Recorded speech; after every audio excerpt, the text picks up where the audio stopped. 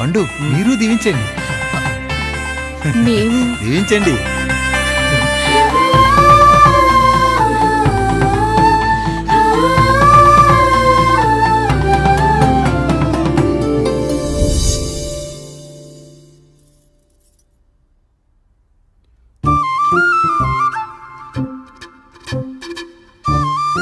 తింటారా?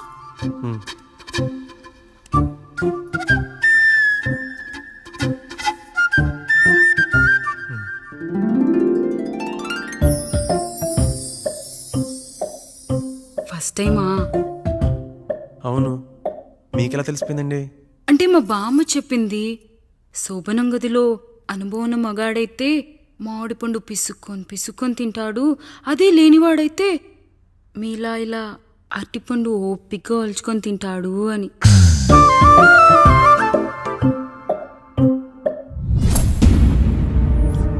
ఏంటవి? అవేంటో తెలీదా? ఫ్రెండ్స్కి పెళ్ళని చెప్తే హ్యాపీ బర్త్డే అనుకొని బెలూన్స్ ఇచ్చారు, ఫీల్ అవుతారు కదా అని 4 అక్కడ కట్టాను.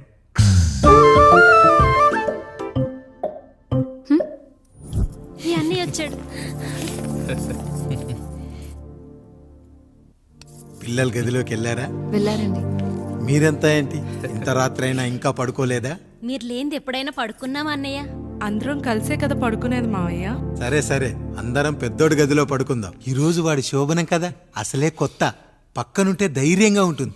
పక్క నుండి దగ్గరుండి జరిపిద్దాం, పదండి.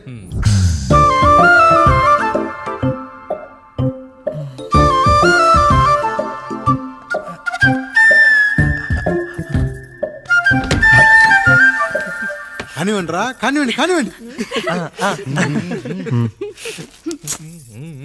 మీరేంటి మావయ్య ఇక్కడ పడుకుంటున్నారు? అదేంటమ్మా పెద్దోడా, చెప్పలేదా? మేమంతా కలిసే పడుకుంటామమ్మా. నువ్వు మాతో పాటే. అవును భార్గవి. మీరు ఊరుకోండి. మీరు ఇక్కడ పడుకోవడం నాకు ఇష్టం లేదు మావయ్య.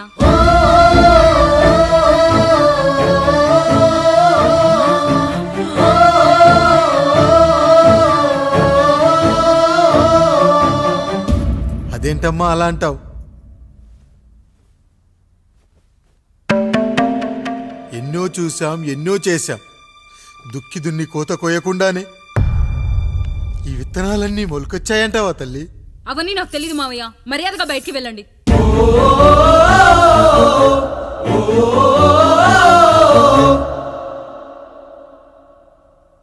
కనీసం ఆ మూలనైనా పడుకుంటామమ్మా. నువ్వైనా చెప్పరా పెద్దోడా? అంటే తను ఇబ్బంది పడుతుంది కదా నాన్న.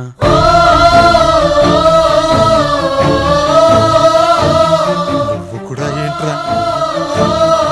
పిల్లలేదో ఆశపడుతున్నారమ్మా. ఒక్కసారి ఆలోచించమ్మా. మావయ్య మీరు బయటికి వెళ్తే మేము తలుపులేస్తాం.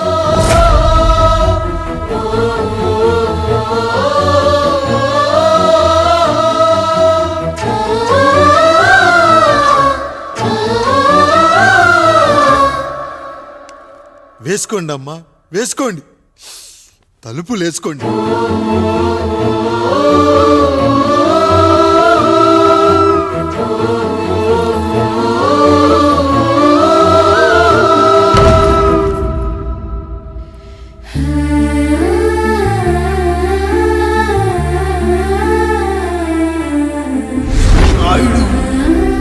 బిడ్డలు జాగ్రత్త.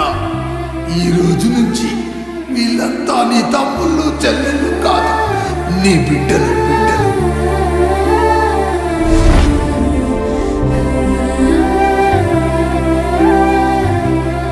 జానకి, ఏమండి? సావిత్రి, ఏమండి? లక్ష్మి, ఏమండి? మన గదిలోకి పదండి. ఇక నుంచి ఎవరి పిల్లలతో వాళ్ళ గదిలోనే పడుకోవాలి. ఇది ఈ రోజు నుంచి ఈ వంశానికి రాస్తున్న కొత్త శాసనం. అయ్యా అలా అరకండి అయ్యా, మీరు లేకుండా మేము ఎప్పుడైనా విడిగా పడుకున్నాము. అంతా కలిసే కదయ్యా పంచుకున్నాం. వెళ్ళరా వెళ్ళు. నీకు భార్య ఉంది, నీకు పడగది ఉంది. వేసుకోండి రా, మీరు వేసుకోండి. తలుపులు వేసుకోండి. మీరు కూడా ఏంటండి పిల్లలేదు? చిన్న పిల్లల వాళ్ళని ఉయ్యాల్లో ఆడించేటప్పుడు పక్కనే ఈ నాన్నకు కావాలి. బడికెళ్ళేటప్పుడు పక్కనే ఈ నాన్న కావాలి, గుడికెళ్ళేటప్పుడు కూడా పక్కనే ఈ నాన్న కావాలి. కానీ శోభనం గదిలో మాత్రం పక్కనే ఉంటానంటే బరువయ్యాను జానకి, బరువయ్యాను.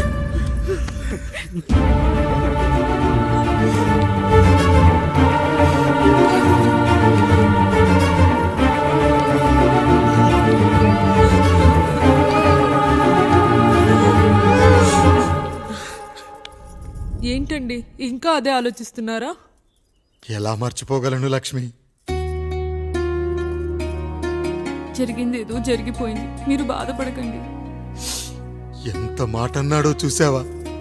నా భార్య ఇబ్బంది పడుతుంది, బయటికెళ్ళండి నాన్న అన్నాడు. వాణ్ణి ఎలా పెంచాను?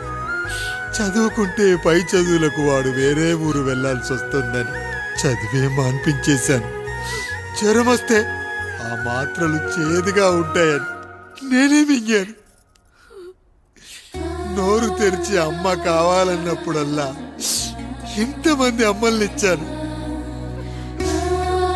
నాన్న అన్న ప్రతిసారి నాన్నల్ని ఇవ్వలేకపోయానని వాడికి నా మీద కోపమో ఏమో జానకి. నిజమేనండి, మనమంతా ఇలా లేమే. మన కుటుంబానికి దిష్టి తగిలింది. మా నాన్న మరణంతో ఆస్తిపోయి తమ్ముళ్ళతో నడి రోడ్డున పడ్డప్పుడు ఇలాంటి కష్టాన్ని మొదటిసారి అనుభవించాను. Hi, this is Isha Chavla. This is